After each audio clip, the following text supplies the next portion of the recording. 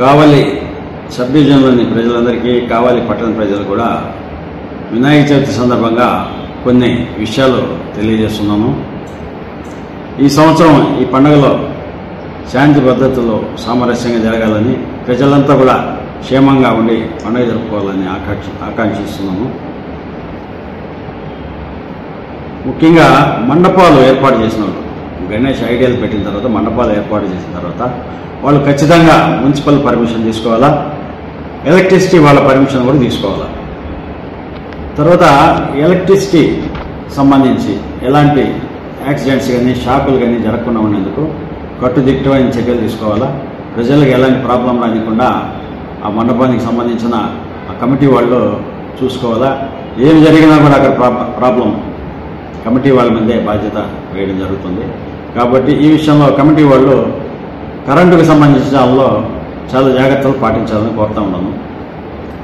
తర్వాత రాత్రి 10 గంటల తర్వాత మైక్ నిషేధం విధిస్తూ ఉన్నాము. ఎందుకంటే పబ్లిక్ నిలబడాలి, పబ్లిక్ డిస్టర్బెన్స్ వస్తుంది, స్టూడెంట్స్ చదువుకునే వాళ్ళు ఉంటారు. కాబట్టి రాత్రి 10 తర్వాత మైక్ వాడకూడదు. తర్వాత ఈ మండపాల వల్ల ట్రాఫిక్ ఎలాంటి ఇబ్బంది కలగకూడదు. మండపాలు ట్రాఫిక్ అడ్డంగా పెట్టేసి రోడ్డు మధ్యలో పెట్టేసి పబ్లిక్కి చాలా ఇబ్బంది అవుతుంది. ట్రాఫిక్ ఇబ్బంది కలగకుండా మండపాలు ఏర్పాటు చేసుకోవాలా.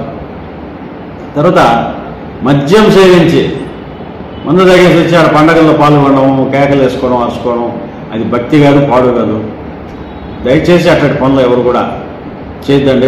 ఒకవేళ అక్కడ ఎవరైనా చేసే పని అయితే పోలీస్ స్టేషన్కి కంప్లైంట్ ఇవ్వండి, వెంటనే వాళ్ళని తెచ్చి తగు చర్య తీసుకుంటాం.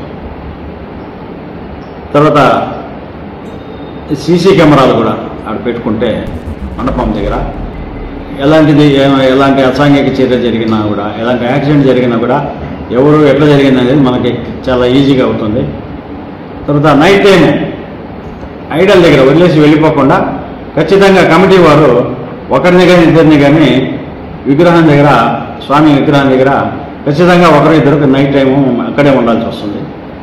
ఇట్లాంటివన్నీ కూడా పాటించి పండగ ఎలాంటి ప్రాబ్లం లేకుండా ప్రజలందరూ కూడా సుఖ సంతోషాలుగా హ్యాపీగా జరుపుకోవాలని కోరుకుంటున్నాము. డిఎస్పీ కావలి శ్రీధర్. లేటెస్ట్ అప్డేట్స్ కోసం వెంటనే మన DAR ఫోకస్ ఛానల్ ని సబ్స్క్రైబ్ చేయండి.